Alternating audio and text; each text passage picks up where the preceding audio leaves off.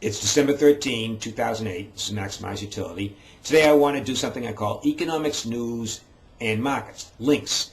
And what I'm talking about is economic news and other news hits, and then markets react. When I say markets, I mean the stock market, the bond market, commodity markets. And then the press and the pundits go at it. They almost relentlessly and ceaselessly try to explain what caused what. For example, yesterday on December 12th, before the market opened, there was some story that the auto bailout thing wasn't going to happen. The U.S. government wasn't going to approve an auto bailout plan, and so the markets were supposed to be down. Indeed, they were down, and the press said that was a cause and an effect. The idea was that if we didn't bail out the auto industry, the GDP wouldn't grow as much, and wouldn't be as many jobs, and profits would be low or something like that.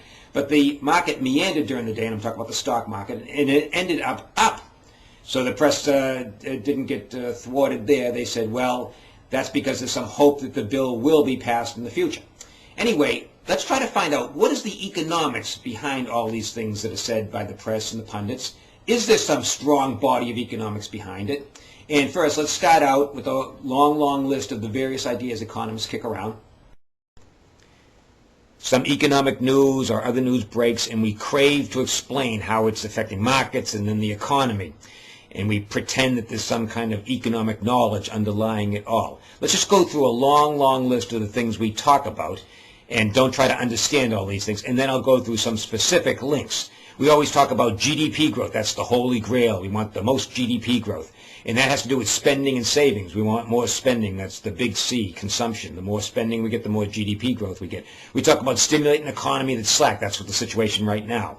That's all called aggregate demand management, how we get the demand in society up. But that contrasts with debt. If we do more spending, we get more debt. That's supposed to be bad. We also talk about imbalances, like a trade deficit or a government deficit. Alan Greenspan himself said the whole thing is about how imbalances work out. Then, of course, there's monetary policy. That's the Fed lowering interest rates. And it's all about interest rates, high and low interest rates, how we can lower interest rates. Does that even make any sense? But we contend we can do it and stimulate commerce. Real and nominal interest rates are related, and inflation's related to that. It has to do with the attitudes of consumers. Well, they keep on spending and spending and spending. There's a model called the Phillips curve. It's a relationship between inflation and unemployment. There's a thing called NERU, the natural rate of unemployment. It's the rate at which below that inflation should pick up. It has a lot to do with varying marginal propensities to consume. If we give a $100 billion tax cut out there to poor people, they'll spend it all because their marginal propensity to consume is very high, but rich people won't spend it. It has to do with contagion. We say that asset classes and their prices are a major factor. We talk about bond prices, and we talk about substitution among asset classes like stocks and bonds and commodities and distressed debt and alternative assets. And there's a distinct relationship between bond prices and interest rates. We'll talk about that in a second. Then there's an international aspect. We have different currencies or exchange rates. Those things can change. They're like shocks from without. And then we talk about international linkages of countries' economies, like China is growing and will pull our economy up. We talk about commodities like oil and the cost of those commodities. Sometimes we talk about structural aspects of the economy like education and infrastructure. They're usually more long-term things. And then there are things like shocks, like geopolitical events like wars. We also talk about population trends. Those are usually long-term things. Now, a key thing is the concept of time and timing. We talk about a short run and a long run. We want everything to happen right away, but some things might not happen for a long time if they happen at all. We talk about wealth effects. If the value of stock or housing goes down, that has an effect on how much we consume and therefore how much our GDP will grow. Then we start getting into various formal models from the Book of Economics. And we talk about things like the Taylor rule, the inverted yield curve, ISLM, aggregate supply, aggregate demand, and so on. Now let's get to some specific links.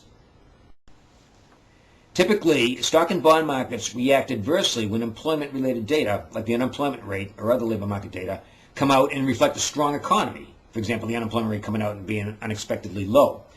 You might think markets should react just the other way around. If unemployment is low, the economy is strong, profits will be high, and the stock market should go up. But the link here is what we call the Phillips curve link.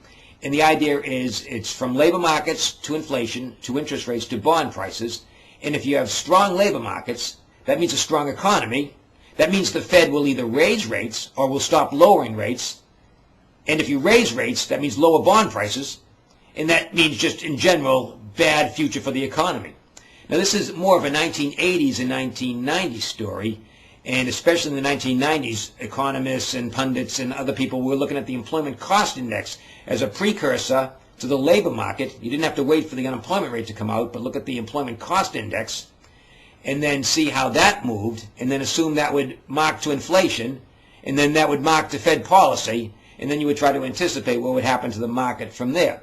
So this is a pretty long-standing relationship. Let me go through it just one more time with an example of tight labor markets.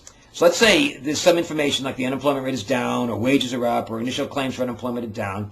That implies that labor markets are tight. And that implies the state of the economy is growing. And that implies a growing rate of inflation. Now that implies potential action by the Fed, which would either, again, stop lowering the target Fed funds rate or even raise the target Fed funds rate. And that should imply the market action of selling in the bond market. Fed links, the links of Fed policy to the economy and to markets which react to how they think the economy is going to play out. Now, at one level, this is very simple, say the textbook level. We assume that the central bank can affect the economy, that it can control the economy to some extent, and that it knows more about the economy, so it leads the economy. So if we see a central bank lowering interest rates, for example, then we can conclude that the economy is weak and the central bank's trying to stimulate the economy and get back to good GDP growth. If we saw the Fed raising rates, we could assume that the Fed thought inflation was either high or was going to be high and wanted the economy to cool down and to have a soft landing from a recovery. Of course, that's the way it plays out in textbooks, but everybody knows that, and so it's really more of a game of watching Fed decisions and trying to guess or even second guess about why the Fed is doing what it's doing. Has the Fed seen a turning point and it's now trying to change its policy direction? Anyway, that latter way of discussing how the Fed affects the economy is extremely psychological. It's a little bit hard to describe in short terms. The key about how does Fed policy truly play out in timing and magnitude? Well, economists argue about that. Some economists think the policy does play out in certain reasonable time frames and has a hefty magnitude. Others think that no, the Fed is primarily a psychological institution. The international link, this is a nice, simple model, the way it plays out in textbooks. In the real world, it's a little more dubious. But think about a nation releasing data on its trade balance, either a surplus or a deficit, in any month. Now, let's say the trade deficit goes up. Let's say in the last month, the U.S. bought more Toyotas and more oil from abroad. Now, what should happen is we buy those items with U.S. dollars, and they get sent abroad, putting more dollars out there, and the value of those dollars goes down. Now, then it should be cheaper for U.S. exporters to send their products abroad and sell them. Now, it plays out very simply in a textbook, but in reality, currency values can trend for a very, very long time in one direction, say up, even though, say, the trade deficit keeps going up also. In the United States, for example, the trade deficit for the last 10 years has been persistently high and growing. Let's look at some other links of news and events and happenings to markets. You can talk about a government policy link. We're not talking about monetary policy here, but some kind of fiscal policy or other structural policy.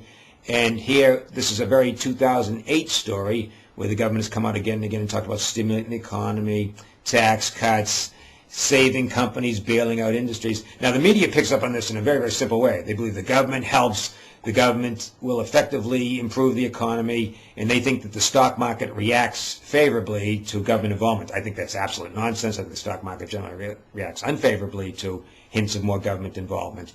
And I also don't think that government involvement helps the economy. Let's talk about geopolitical events. There's a big oil find, there's a war, a natural disaster, an insurrection, whatever. I'll tell you this, it takes an awfully big event to really move markets. An awfully big event to really move markets. Gold. Gold is an asset that some people think is secure when the world is either in calamity or when there's high inflation. And it is somewhat valid, but I do think it's a dated idea. And you can talk a lot about the comments of important people links. Something like George Soros or Warren Buffett or some other big person, the chairman of the Fed usually. One guy, for example, is big bond trader Bill Gross. If he says something about the bond market, does the bond market move? The media loves this story. Sometimes the market will start out up or down and they'll attribute it to a Warren Buffett comment or a Bill Gross comment. But then the market will soon go the other way. But it's possible, but I don't think it's very valid.